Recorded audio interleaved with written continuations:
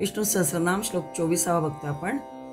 अजस सर्वेश्वर सिद्ध सिद्धी सर्वादिरच्युतः वृषा कपिरमेय आत्मा सर्व योग विनिसृतः.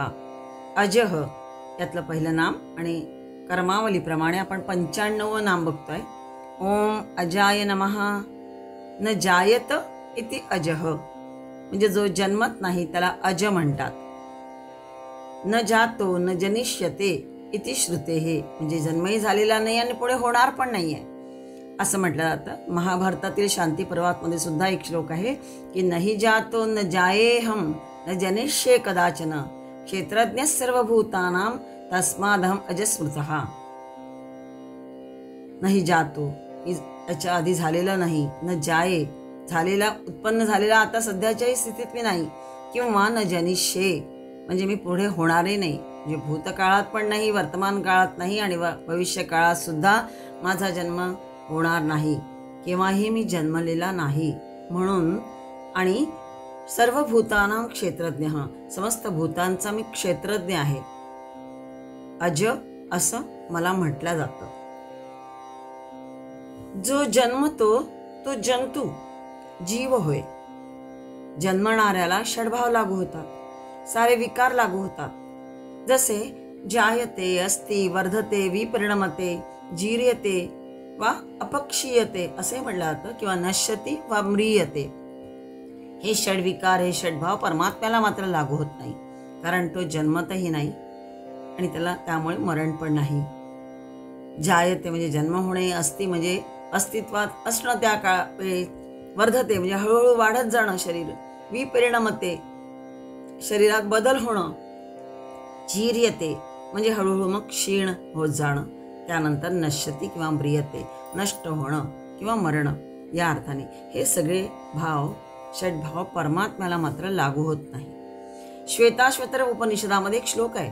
अजाम एकाम लोहित शुक्ल कृष्णाम वन्य प्रजा सृजमानाम स्वरूपः अजो हि एको जुषमाणोनुशेते जहात तेनाम भुक्त भोगाम जोन्यः. अजाम एका, लोहित कृष्ण आणि कृष्णा, शुक्ल आणि कृष्णा. इथे लोहित, शुक्ल आणि कृष्ण वर्ण म्हणजेच काय?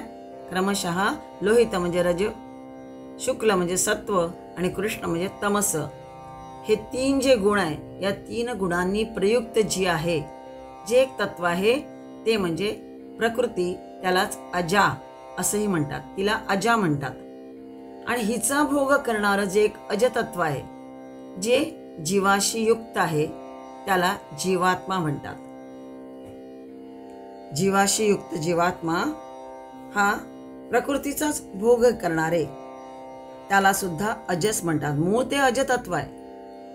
जीवाशी संयोग झाल्यामुळेच तो भोग घेणारा होतो.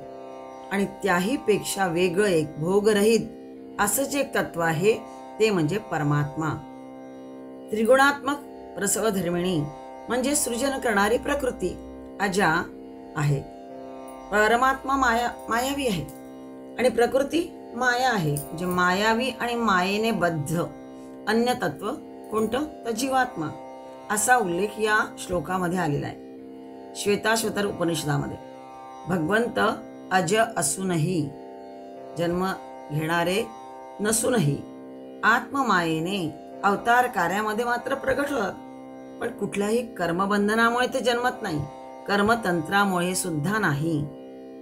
यासाठी एक श्लोक वाचण्यात आलाय. शास्त्रकार म्हणतात की काराम यथा गच्छति भूमिपालः हेतुर्दया तत्र न बंधः एवं च सर्वेश्वर देव देवो दयावतारो न च कर्मतंत्रः. काराम यथा गच्छति भूमिपालः म्हणजे कारावासामध्ये भूमिपाल म्हणजे राजाही जातो. कशाने? हेतुर्दया, दया दाखवण्यासाठी. तत्र न बंधः कुठल्या बंधनामुळे नव्हे, किंवा कुठले त्याच्यावर शिक्षा झाली आहे म्हणून नव्हे. कारावासामध्ये जसा राजाही जातो तसा कैदीही तिथे असतो, आणि जेलर, कैद्यांवर लक्ष ठेवणारा तो जेलर एक असतो. हे तिघही कारावासात जातात, वेगवेगळ्या हेतूनी, वेगवेगळ्या कारणाने जातात. कैदी असतो तो काय असतो? गुन्हेगार असतो, काही चुका केलेल्या असतात आणि मग शिक्षा भोगायला म्हणून तर त्या कारावासात येतो. जेलर या कैद्यांनी केलेल्या चुकांची शिक्षा त्याला देतो, पण तो हा कैदी व्यवस्थित सगळी शिक्षा भोगतोय की नाही, ही सजा भोगतोय की नाही, यासाठी लक्ष ठेवायला जेलर असतो. कैद्याला पश्चाताप होऊन जर त्यांनी योग्य ती शिक्षा भोगून पश्चाताप त्याला झाला तर शिक्षा मुकाटपणे भोगून तो पुन्हा कारावासाच्या बाहेर येऊ शकतो. राजा जेव्हा येतो कारावासामध्ये तेव्हा तो कैद्यांना भेटायला येतो. कैद्यांनाच हे वागणं कसं आहे, योग्य आहे का नाही, तो योग्य प्रकारे शिक्षा भोगतोय की नाही हे भोगून उत्तम आचरण करतोय की नाही, पश्चाताप त्याला झालाय की नाही यासाठी बघतो आणि मग त्याला त्याची मुक्ती सुद्धा त्यातून करू शकतो. म्हणजेच कारावासामध्ये कैदीही जातो, जेलरही असतो आणि राजाही त्यांना भेटायला बरेचदा जातो, पण तिघांचा हेतू वेगवेगळा असतो. एकदा असाच एक राजा, एक गोष्ट आहे, एकदा एक असाच राजा आपल्या कैद्यांना कारावासामध्ये भेटायला जातो. काही त्याचा जन्मदिवस असतो म्हणून त्यानिमित्ताने आनंद आणि कैद्यांनाही भेटणं, त्यांच्या मागण्या काय असेल त्या पूर्ण करायच्या हेतूर दया, जे श्लोकात म्हटलंय, जे कृपाळूपणे त्यांच्यावर दया दाखवण्यासाठी, त्यांचा हेतू पूर्ण करण्यासाठी म्हणून तो जातो. प्रत्येक कैद्याला विचारत जातो की तुम्हाला काय हवंय. एक कैदी म्हणतो की मला कोठडीमध्ये अंधार आहे, उजेड हवाय, जरा द्याल का. दुसरा म्हणतो थंडी जास्त आहे महाराज, ब्लँकेटची व्यवस्था करावी. तिसरा म्हणतो जेवण चांगलं नाही, निकृष्ट आहे, जरा जेवण चांगलं द्या महाराज. चौथा म्हणतो मनोरंजन हवे, कोणी म्हणतो नातलगांच्या भेटण्याची वेळ वाढून हवी. असं विचारत विचारत राजा जात असताना एक कैदी मात्र शांत बसलेला असतो. तो म्हणाला तू पण माग काय हवं ते, आज मी सगळ्यांना जे हवंय ते देतोय. तो म्हणाला महाराज माझी इथून सुटका हवी आहे. याच्या आधी सगळ्यांना वाटलं होतं की आपण किती हुशारीने सगळं महाराजांकडे मागितलं आणि महाराज आपल्याला देतात आहेत, जे जे हवंय ते दिलंय महाराजांनी आपल्याला, हो म्हणाले. राजा त्याच्याकडे पाहून हसला आणि म्हणाला ठीक आहे, तुझी नक्की मुक्तता होईल.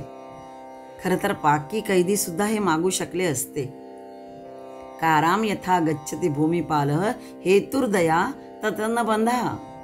दयाळूपणे कृपाळूपणे आपल्या भक्तांची, साधकांची किंवा प्रजेची सुटका करायला भूमिपाल कारावासात जातात, बंधनामुळे नव्हे.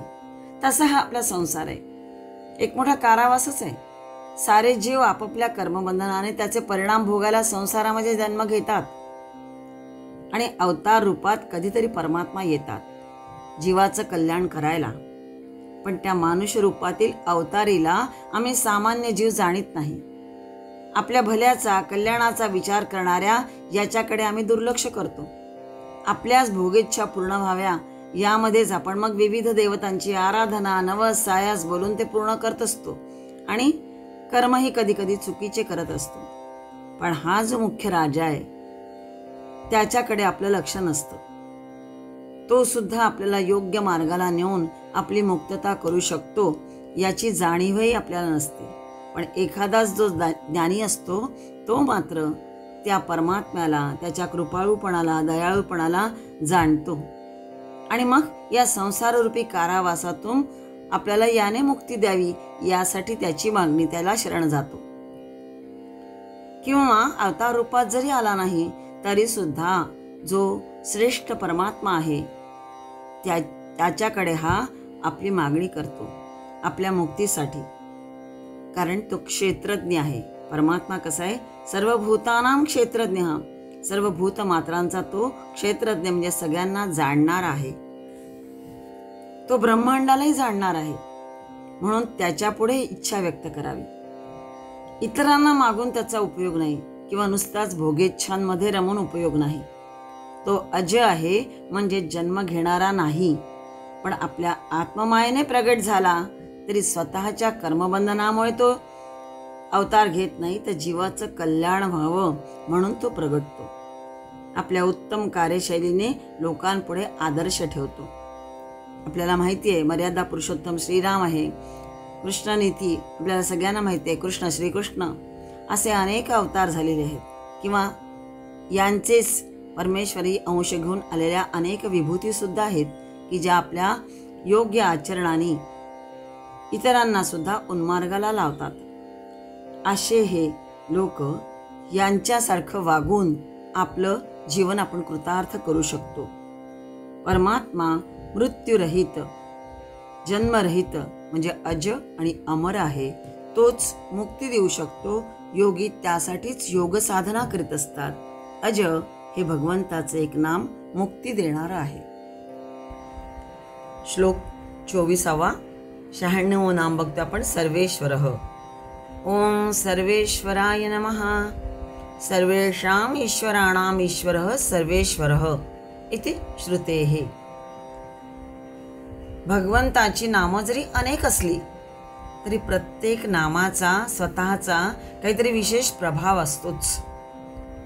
श्री विष्णू सहस्रनामातील प्रत्येक नामाला आपण चतुर्थी प्रत्यय लावून आरंभी ओम आणि शेवटी नमः म्हणतो.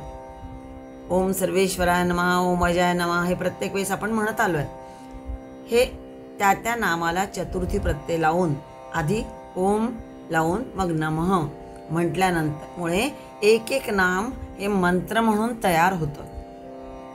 ह्या 1000 नामांचा याप्रमाणे उल्लेख करीत जर तुलसीपत्र वाहत गेल्यास 1000 यज्ञ केल्याचं फल मिळतं असंही विष्णू सहस्रनामामध्ये सांगितलेलं आहे.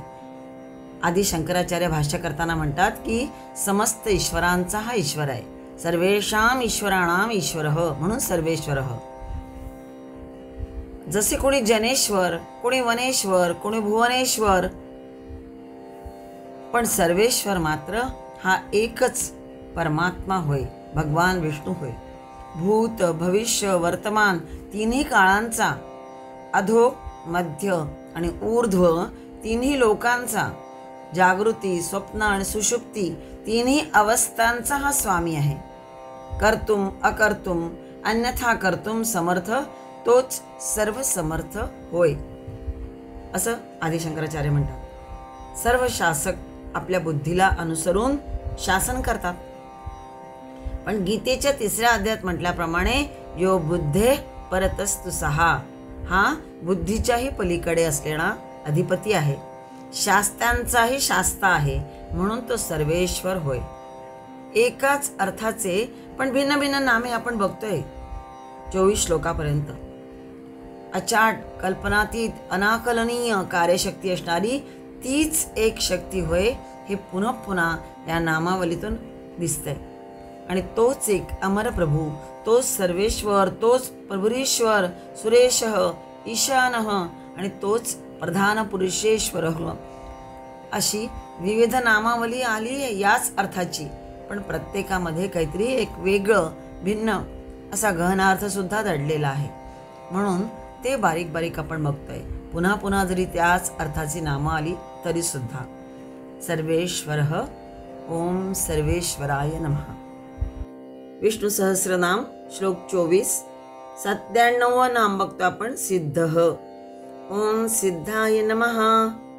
आदिशंकराचार्य भाष्य करताना म्हणतात की नित्य निष्पन्न रूपत्वात सिद्ध, ज्याला घडवावं लागत नाही, कुणीही घडविल्या वाचून जो स्वभावतः अस्तित्वात असतो. नित्य निष्पन्न रूपत्वात म्हटलंय. व्यवहारामध्ये सिद्ध म्हणजे त्याचा अर्थ आहे तयार झालेले. संस्कृतमध्ये सिद्धचा एक आणखी अर्थ आहे विद्वान, निष्णात, त्रिकालज्ञानी. साधक साधना करतात तर सिद्ध अवस्थापर्यंत पोचायला हवा. परमात्मा स्वयं सिद्ध आहे. सिद्धचे 4 प्रकार आहेत. एक साधन सिद्ध, एक रससिद्ध, तिसरं कृपा सिद्ध आणि चौथं सहज सिद्ध. असे 4 प्रकार सिद्धचे आहेत. साधन सिद्ध, रससिद्ध, कृपा सिद्ध, सहज सिद्ध. साधन सिद्ध म्हणजे प्रयास करून विद्यार्थी असो वा अध्यात्म क्षेत्रातला साधक असो, साधना करून सिद्ध होतात. दुसरं रससिद्ध म्हणजे वेगवेगळ्या औषधी रस प्राशन करून शरीर बलदंड करतात, शरीर कमावतात, त्याला रससिद्ध म्हणतात. तिसरं म्हटलं कृपा सिद्ध. कुणाला गुरुकृपा, भगवत कृपा लाभते आणि मग ते ज्ञानी, विद्वान, निष्णात होतात. आणि चौथं म्हटलंय सहज सिद्ध. भगवान सहज सिद्ध आहेत. अलौकिक अद्भुत सामर्थ्य त्यांच्यामध्ये असते जे अचिंत्य आहे. परमेश्वराला साधकासारखी साधना करावी लागत नाही, तो स्वयंसिद्धच आहे. म्हणून भगवान विष्णूंचं एक नाम आहे सिद्ध. पुढचं नाम बघूया, सिद्धी. विष्णू सहस्रनाम श्लोक 24 चालू आहे आणि 98 नाम बघतोय आपण. सिद्धी. ओम सिद्धये नमः. सर्व वस्तुषु संविद्रुपत्वात् निरतिशय रूपत्वात् फलरूपत्वात् वा सिद्धी. आदि शंकराचार्य भाष्य करताना म्हणतात की सर्व वस्तुषु संविद्रुपत्वात् म्हणजे जो सर्व वस्तूंच्या ठिकाणी संविद म्हणजे ज्ञान रूपांनी राहतो. निरतिशय रूपत्वात म्हणजे सर्वांपेक्षा जो अतिशय म्हणजे श्रेष्ठ असा आहे, चांगला आहे, उत्तम आहे, श्रेष्ठ आहे. आणि फलरूपत्वात म्हणजे फलस्वरूप आहे, म्हणजेच प्राप्त करून घेण्यास, मिळवण्यास एकमेव उचित योग्य असा तोच आहे. म्हणून त्याचं नाव सिद्धी असं आहे. सिद्धी म्हणजे सफलता. कोणत्याही प्रकारची सफलता म्हणजे सिद्धीच आहे. जसं एखाद्या ऑलिम्पिक स्पर्धेमध्ये गोल्ड मेडल, सुवर्ण पदक मिळवायचं असेल तर खेळाडूला किती मेहनत करावी लागते, किती पुरुषार्थ पराक्रम करावा लागतो. अगदी 1-1.5 मिनिट असो किंवा 10-15 सेकंद असो, ते पदक प्राप्त होतं त्या तेवढ्या वेळात. पण त्यामागे असणारी मेहनत किती असते, भरपूर असते. तेव्हा कुठे ते 10-15 सेकंदात मिळणारं सुवर्ण पदक आपल्याला समोर दिसतं. आध्यात्मिक क्षेत्रातही सुद्धा मनुष्याणां सहस्रेषु कश्चित् जयते सिद्धये. हजारो लाखोंमध्ये एखादाच त्या परमतत्वाला तत्वतः जाणतो. सगळ्यांना सगळीकडे सिद्धी प्राप्त होत नाही. कुणाला एखाद्या कलेत, कुणाला ज्ञानात, कुणाला एखाद्या कुठल्या क्षेत्रामध्ये सिद्धी 2 वेळा, 4 वेळा, 10 वेळा ही सुद्धा होत असेल, पण संपूर्ण सिद्धी कोणालाही अशी होत नाही. संपूर्णपणे सगळ्या गोष्टीत सफलता मिळत नाही. परंतु भगवान कसे आहेत, सत्य संकल्प आहे. परमात्म्याला इतरांसारखी कशाचीच वासना नसते, कामना नसते. त्याला त्यामुळे काही मिळवायचंही नसते. म्हणून तो कसा आहे, स्वयंतृप्त आहे. न मे पार्थास्ति कर्तव्यं तेषु लोकेषु किंचन नान वाप्तम वाप्तव्यम वर्त एवच कर्मणी. मला काही मिळवायचंय म्हणून किंवा काही नको आहे म्हणून किंवा काही मोठं विशेष व्हायचंय म्हणून सुद्धा मी कर्म करत नाही. मी फक्त उत्तम संकल्प करून सगळ्यांना मार्ग दाखवण्यासाठी केलेला हा सगळा संकल्प असतो. भगवंत स्वयंतृप्त आहेत. सिद्धी हे एक त्यांचं नाम त्यासाठी आहे. व्यक्ती, समाज यांच्या भौतिक उन्नतीसाठी धर्म, अर्थ, काम हे 3 पुरुषार्थ प्राप्त करणं आवश्यक असतं. पण नित्य, निरंजन, निर्मळ, निश्चल, शाश्वत सुखाच्या प्राप्तीसाठी म्हणजेच मोक्ष प्राप्तीसाठी, कैवल्य प्राप्ती यालाच जास्त महत्त्व दिलं जातं. हे तर आहेच धर्म, अर्थ, काम, मोक्ष. हे तर संसारात आल्यानंतर ह्या सगळ्या पुरुषार्थ करूनच जीवन जगायचं असतं, तेही आवश्यकच आहे. पण मुख्य काय आहे तर मोक्ष, मोक्ष प्राप्ती, कैवल्य प्राप्ती याला महत्त्व दिलं जातं. गीतेमध्ये 4 योग भगवंताने मोक्ष प्राप्तीसाठी सांगितलेले आहेत. कोणते? एक सांख्य योग सांगितलाय, कर्मयोग सांगितलाय, भक्ती योग सांगितलेला आहे, आत्मसंयम योग हा पण एक सांगितलेला आहे. पतंजली योग दर्शनामध्ये ज्या सिद्धी सांगितल्या जातात त्याने साधक कैवल्यप्रद पद प्राप्त करतो. सिद्धी म्हणजे एखादी विशेष अशी शक्ती जी सर्वसामान्यांजवळ नसते. त्यासाठी एक श्लोक आहे पतंजली योग दर्शन मध्ये, जन्मौषधी मंत्र तपहा समाधिजा सिद्धयः. या 5 सिद्धी सांगितलेल्या आहेत. कोणत्या? तर जन्मसिद्धी. ती सिद्धी त्यांना जन्मतःच मिळालेली असते म्हणून त्यांना जन्मसिद्धी म्हणतात. पक्ष्यांना उडण्याची शक्ती आहे, मासे जलचर पाण्यात पोहण्याची शक्ती त्यांना मिळालेली आहे. बालगंधर्व, लता मंगेशकर सारखे गोड आवाजाचे यांना जन्मतःच त्या सगळ्या सिद्धी मिळालेल्या आहेत. त्यांना वेगळे प्रयत्न करावे लागले नाहीत. इतर गोष्टी करणं त्याच्या मागे प्रयत्न असणं वेगळं. दुसरी असते औषधी सिद्धी. विशिष्ट वनस्पती रसानी बुद्धी वाढते, ताकद वाढते, पचनशक्ती वाढते. ते रस घेतल्यानंतर, ते औषधी घेतल्यानंतर, वनस्पती औषधी घेतल्यानंतर. म्हणून म्हटलंय ही एक औषधी सिद्धी आहे. तिसरी आहे मंत्रसिद्धी. विशिष्ट मंत्रांनी एखादी शक्ती प्राप्त होते. माऊलींना तर अनेक सिद्धी प्राप्त होत्या. माऊली ज्ञानेश्वरांना अनेक सिद्धी प्राप्त होत्या. चौथी आहे तपस्सिद्धी. अव्याहत निरंतर खडतर परिश्रम करून जी सिद्धी एखाद्या गोष्टीच्या प्राप्तीसाठी साधक करतात त्याला तपस्सिद्धी म्हणतात. आणि पाचवी आहे समाधीज सिद्धी. म्हणजे नित्य अव्यंग योग साधना करीत समाधी अवस्था प्राप्त होते ती समाधीज सिद्धी म्हणतात. समाधीज सिद्धी म्हणतात. पण सूक्ष्म पातळीवरील मीपणा साधकाचा गेलेला नसतो. याहूनही श्रेष्ठ समाधी साधकाने केली की मग कैवल्य प्राप्ती होते. ही जी समाधीची सिद्धी आहे कधी कधी इथून सुद्धा ढळायची शक्यता असते. पण ही चित्त सरावाने स्थिर होत जातं, शांत होत जातं. पण त्यासाठी सराव अत्यंत आवश्यक आहे. आणखीन काही सिद्धी सांगितलेल्या आहेत. त्या 8 प्रकारच्या आहेत ज्या श्रीराम भक्त हनुमंतांना प्राप्त होत्या. हनुमान चालिसामध्ये सुद्धा याचा उल्लेख आलेला आहे. अमरकोशात पण याचा उल्लेख आहे की कोणत्या त्या आणखीन सिद्धी. तर अणिमा, महिमा, लघिमा, गरिमा, प्राप्ती, प्राकाम्य, ईशत्व आणि वैशित्व सिद्धी. हनुमान चालिसाच्या 41 श्लोकात पण आलेला आहे हा उल्लेख. अणिमा म्हणजे काय? अणुसारखा सूक्ष्म रूप धारण करणे ही एक सिद्धीच आहे. महिमा विशाल रूप धारण करणे.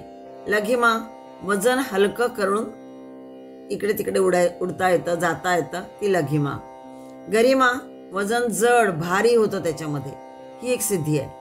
प्राप्ती म्हणजे अलौकिक शक्ती प्राप्त होते त्याच्यात. इच्छित प्राप्त करू शकतात. दूरचं ऐकू येतं, दूरचं दिसतं. भविष्य कथन, टेलिपॅथी ज्याला म्हणता येईल, दूर संवेदन म्हणता येईल टेलिपॅथी म्हणजे. शिवाय पशुपक्ष्यांचं बोलणं समजतं. कोणाचे रोग दूर करण्याची शक्ती प्राप्त होते. महापुरुष आपल्या शक्तीचं प्रदर्शन करीत नाहीत, पण त्यांना ते माहिती असतं, त्यांना ते समजतं. पण जे भोंदू असतात ते मात्र या आपल्या शक्तीचं प्रदर्शन करतात आणि वारंवार ती शक्ती उपयोगात आणून त्यांची ती शक्ती कधी कधी नष्टही होते. 6वी आहे प्राकाम्य सिद्धी. सगळ्या इच्छा त्याच्यात पूर्ण होतात, काहीही उरत नाही. 7वी ईशित्व सिद्धी. त्याच्यात प्रभुत्व प्राप्त होते. एखादं मोठं कार्य उत्तम घडून जातं.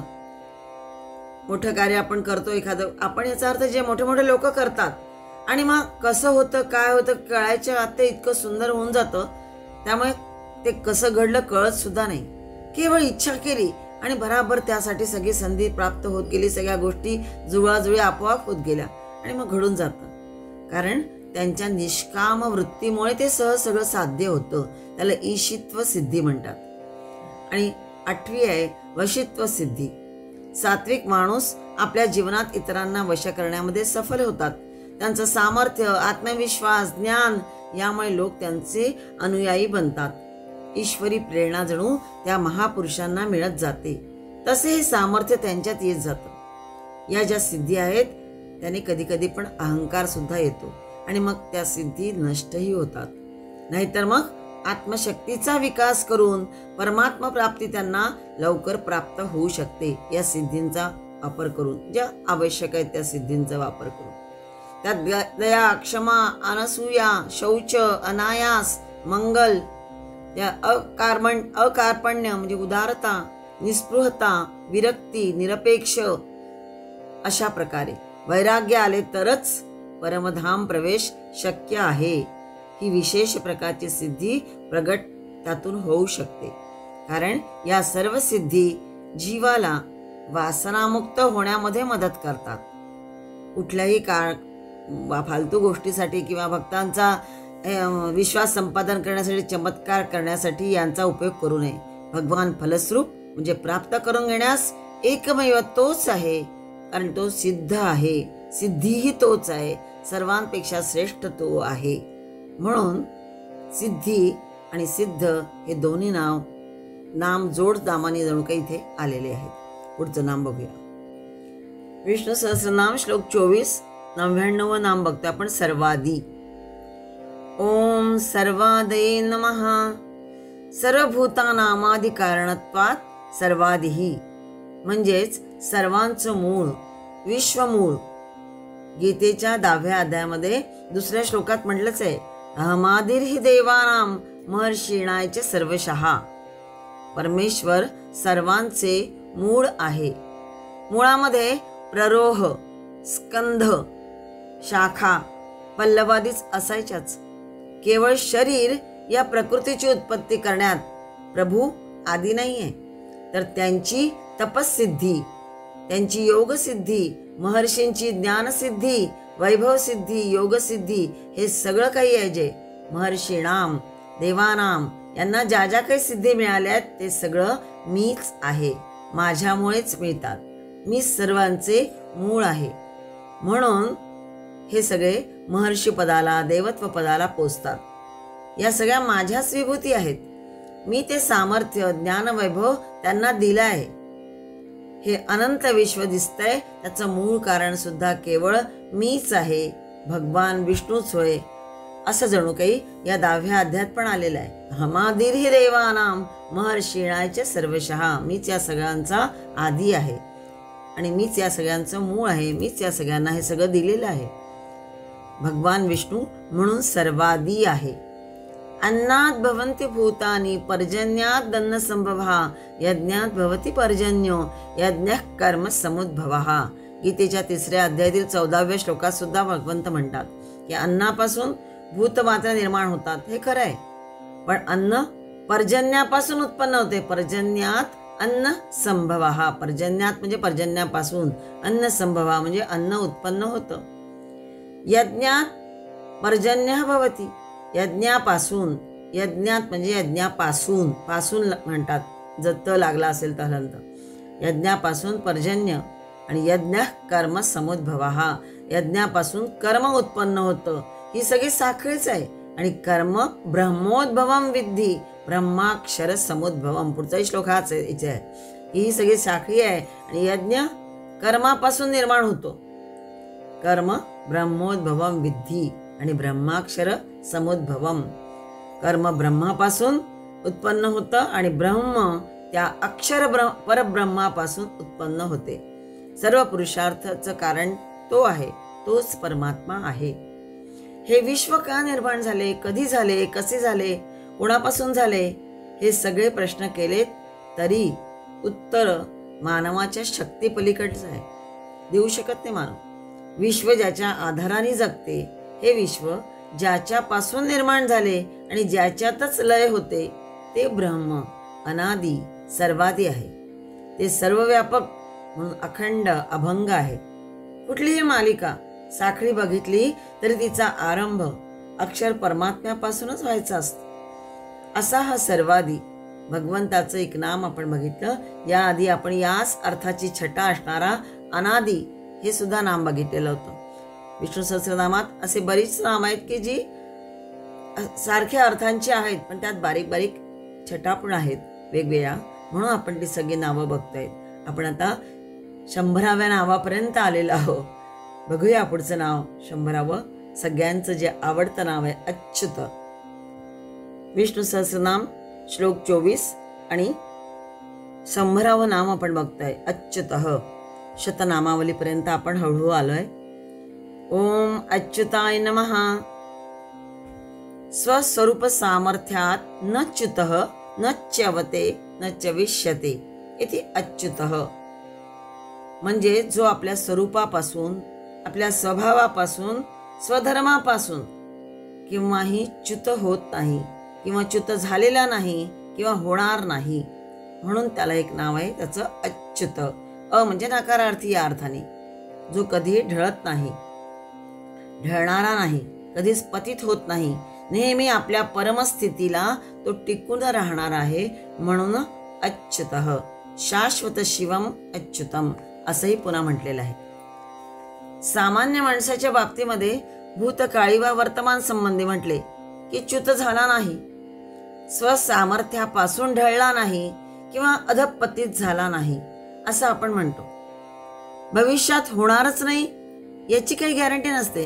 किंवा एखादा म्हणतो आपण नाही नाही मी कधीही काही यापासून माझं चूक झालेलं नाही, या गोष्टीपासून मी च्युत झालेलो नाही, आताही नाही असं तर म्हणू शकतो. म्हणजे भूतकाळी नाही, वर्तमान काळी नाही. आपल्या स्वसामर्थ्यापासून ढळला नाहीये, अधपतित झाला नाहीये, पण भविष्यात होणारच नाही याची काय गॅरंटी? सिद्धी प्राप्त झालेला एखादा अधिकारी सुद्धा च्युत होऊ शकतो. गीतेच्या 6व्या अध्यायातच अर्जुन भगवंताला विचारते, आत्मसंयम योग सांगत असताना भगवंत की अयते श्रद्धयोपेतो योगाचलित मानसहा. एखादा योगावर श्रद्धा ठेवणारा आहे, सातत्याने प्रयत्न चालू आहेत, अगदी शेवटच्या सिद्धीपर्यंत तो येऊन पोचलाय, पण क्षणिक त्याचं मन ढळलंय किंवा अस्थिर झालेलं आहे किंवा कधी कधी मृत्यूही आलेला आहे. अशा वेळी योगापासून विचलित झाले तर अशा साधकाला योग संसिद्धिम अप्राप्य, म्हणजे योग सिद्धी प्राप्त झाली नसेल तर त्याची गती कोणती? कां गती कृष्ण गच्छती. त्याची गती तो कोणत्या गतीला भगवंता प्राप्त होतो, असं अर्जुनाने 6व्या अध्यायात विचारलेलं आहे. आणि भगवंतांनी त्यावेळी छान उत्तर दिलेलं आहे की असं जरी झालं तरी त्याची साधना वाया जात नाही. पुढच्या जन्मात ते संस्कार घेऊनच तो पुन्हा जन्म घेतो. श्रीमताम गेहे, पण कसे श्रीमताम? तर शुचीनाम श्रीमताम गेहे अभिजायते. श्रीमंत म्हणजे पैशाने नव्हे, तर शुचीनाम शुद्ध आचरण असणाऱ्या श्रीमताम गेहे, अशा श्रीमंताच्या, ऐश्वर्ययुक्त असणाऱ्या श्रीमंतांच्या घरात ते अभिजायते जन्म घेतात. कोण? ते योग भ्रष्ट, जे योगापासून थोडेसे ढळीत झालेले आहेत, चलित झालेले आहेत, असे योगभ्रष्ट. त्यांची साधना कधीही वाया जात नाही, अधिक जोमाने ते प्रयत्न करतात. भगवान मात्र केव्हाही च्युत होत नाही, ते अच्युतच आहे. माऊली म्हणतात की विश्वालंकाराचे विसुरे, जरी आहाती नाना आकारे, तरी घडिले एकेची भांगारे परब्रह्म. माऊलींनी हा दृष्टांत दिलाय की जे अविकृत तत्व तेच अच्युत तत्व आहे. विकृती नाहीच त्याच्यात, अविकृत तत्व आहे. जसं सुवर्ण आणि सुवर्णाचे अलंकार नाना असले तरी त्याचे सुवर्णरूप वस्तू अविकृतच राहते. किती वेगवेगळे अलंकार केले सुवर्णाचे तरी त्याचं जे मूळ तत्व आहे सुवर्ण ते अविकृतच आहे, त्यात आहेच ते. दुधाचे दही विकृतत्व होते, त्याच्यात बदल होतो, परिणाम म्हणता येतो त्याचा. पण सुवर्णाप्रमाणे हे विश्वाकार सकट ब्रह्म हे मात्र कसं आहे? अविकृत. हे विश्वाकार केलेलं आहे त्यांनीच, पण स्वतः मात्र ते अविकृत आहे, अच्युत आहे.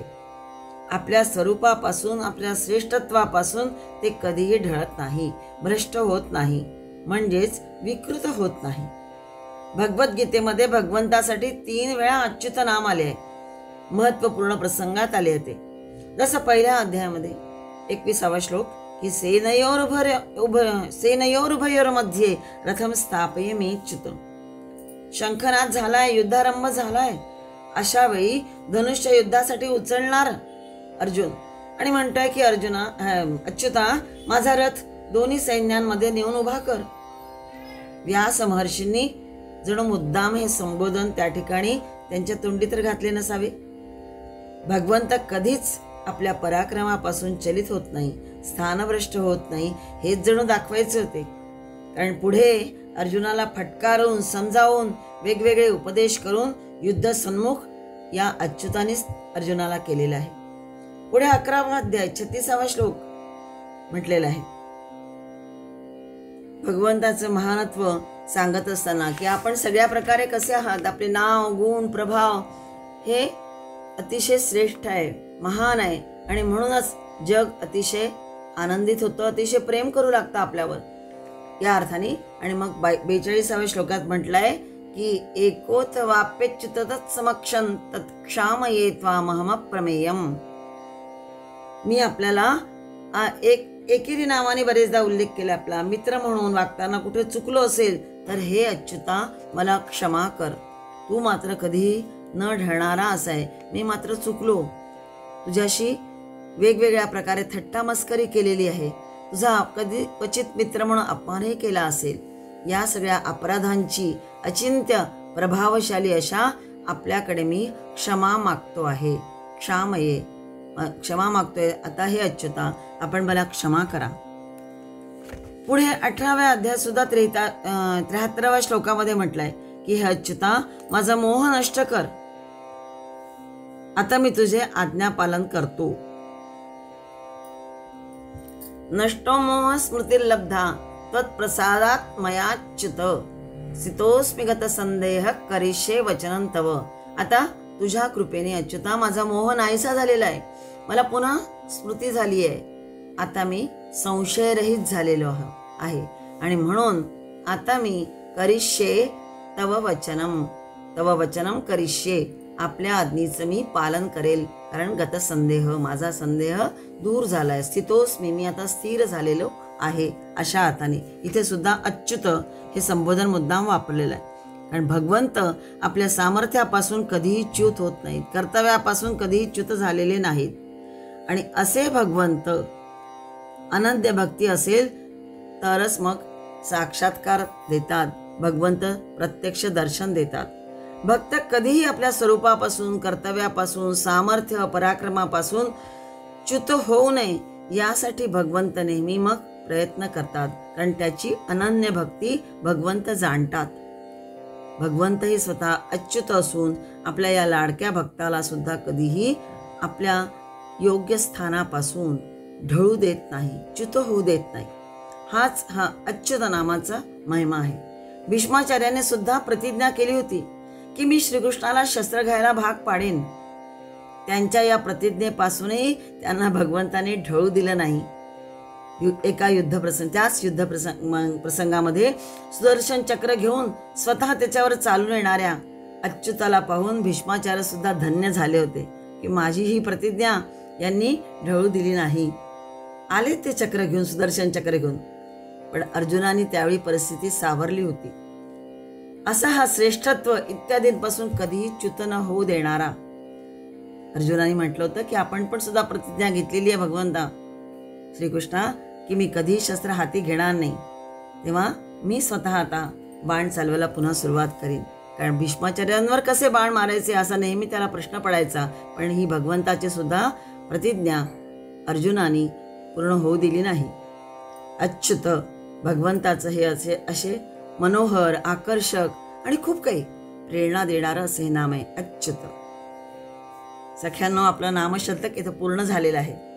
ओम श्री विष्णवे नमः. विष्णू सहस्रनाम श्लोक 24 बघतोय. त्यातलं 151 नाम बघतोय आपण. वृषा कपिही. ओम वृषा कपये नमः. आदिशंकराचार्य भाष्य करताना म्हणतात की वर्षणात सर्व कामानां धर्मो वृषः का तो यात भूमिपपादीति कपिर्वरः.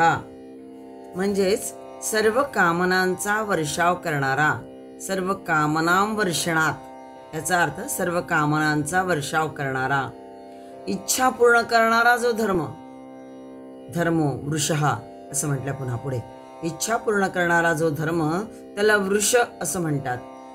आणि का तो यात भूमिपादिती कपिर्वरः. कपी त्याचा सर्वांना माहीत असणारा अर्थ माहिती आहे की वानर. इथे वराह अर्थ आहे. इथे का तो यात असं भाष्यात शंकराचार्य म्हणतात. क म्हणजे पाणी, जल, आणि त्यातून भूमिम अपादिती म्हणजे पृथ्वीला वर काढणारा. तो यात म्हणजे पाण्यातून, भूमिही म्हणजे पृथ्वी, अपादिती म्हणजे पृथ्वीला वर काढणारा तो कपिर्वराह.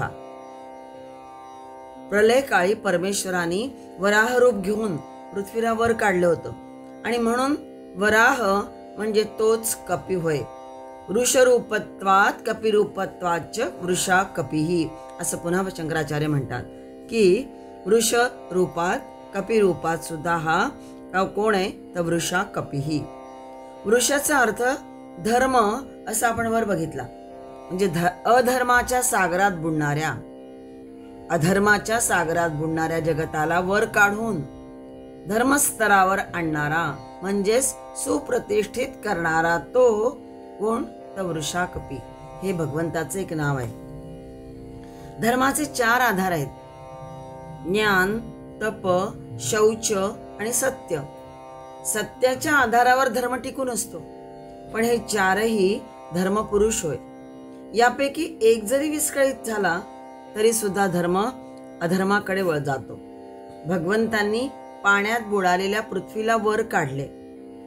म्हणजे तात्विक अर्थ जर बघितला तर जीवात्मा जो आहे तो जीवात्मा इंद्रिय सुखात डुबलेला असतो आणि त्यामुळे अधोगतीकडे जाऊ शकतो. इंद्रिय भोगातून वर उठायचे असेल तर मग ज्ञान, तप, शौच, सत्य या साधनेद्वारा या गुणांना अंगी बाणून पराभक्ती केली तर ऊर्ध्वगती सहज मिळते. हाही तात्विक अर्थ यातून बघायचा. भगवंत मग वर उचलून घेतो, कारण तो काय धर्मरक्षक आहे. वासुदेव गती म्हणजेच काय? वासुदेव गती मिळते असंही म्हटलं जातं की वासुदेव गती म्हणजे काय? वासना दूर झाल्याशिवाय ती वासुदेव गती प्राप्त होत नाही. महर्षी कश्यपांनी भगवंताला वृषाकपी हे एक नाव दिलेलं आहे असाही उल्लेख महाभारतामध्ये आलेला आहे. महाभारतात म्हटलेलं आहे की काश्यपो माम वृषाकपीम प्राह. भगवंत म्हणतात की कश्यपांनीच मला वृषाकपी असं म्हटलेलं आहे. माझं नाव त्यांनी महर्षी कश्यपांनी ठेवलेलं आहे. असा हा वृषाकपी की जो सर्व कामनांचा वर्षाव करणारा, इच्छा पूर्ण करणारा जो धर्म त्याला वृष असं म्हणतात. आणि कपी म्हणजे ज्यांनी, कपीचा एक अर्थ आहे जसं आपल्याला वानर माहिती आहे तसा एक अर्थ आहे वराह, पृथ्वीला वर काढणारा. प्रलयकाळी परमेश्वरांनी पृथ्वीला वर काढले. अशा प्रकारे ही दोन्ही नावं वृष आणि कपी हे दोन एकत्र जोडून वृषाकपी असं नाम भगवंताचं आहे. आणि काश्यपाने हे नाव दिलंय असाही सुद्धा उल्लेख आहे. भगवान विष्णू वृषाकपीही होय. विष्णू सहस्रनाम 102 नाम बघतोय आपण आता. अमेय आत्मा. ओम अमेय आत्मने नमः. इयान इति मातुम परिच्छेदुम न शक्यत आत्मा यस्येति अमेय आत्मा. इयान इति मातुम न परिच्छेदुम, ज्याला मोजता येत नाही, अमाप आहे जो, आणि ज्याच्या आत्म्याचे स्वरूप सुद्धा शक्यत आत्मा यस्य इति अमेय आत्मा, ज्याच्या आत्म्याचे स्वरूप सुद्धा असे आहे की माप परिच्छेद त्याचा केला जाऊ शकत नाही. तो कशानेही मर्यादित नाही. आदि शंकराचार्य अशा प्रकारे भाष्य करतात. मेय म्हणजे मोजता येण्यासारखं किंवा मोजता येण्यायोग्य. त्याच्या आधी अ लागलाय म्हणजे नाही, नकार असा अर्थ आहे, म्हणजे न मोजता येण्यायोग्य. पुढे आत्मा शब्दही आलाय म्हणजे सर्वव्यापी.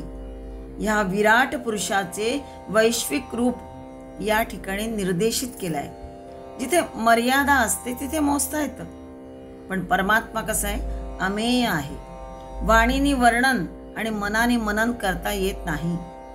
नेती नेती आणि म्हणूनच असं म्हटलं जातं. त्याला शब्दांच्या आणि मनाच्या पकडीत घेता येत नाही. म्हणून हा अखंड, अनिर्देश्य, अवर्णनीय परमात्मा अमेय आत्मा होय. प्रभूचं स्वरूप यातून सांगितलेलं आहे. विष्णू सहस्रनाम श्लोक 24 103 नाम बघतोय. सर्व योग विनिसृतः. ओम सर्व योग विनिसृताय नमः. सर्व संबंध विनिर्गतः सर्व योग विनिसृतः, म्हणजेच संपूर्ण संबंधाने रहित असल्याने याला सर्व योग विनिसृतः असं म्हटलंय. त्याचप्रमाणे पुढे आणखीन एक केलेले भाष्य की असंगो ह्ययं पुरुषः, म्हणजेच हा निस्पृह आहे अशी गर्जना बृहद आरण्यकातही केलेली आहे.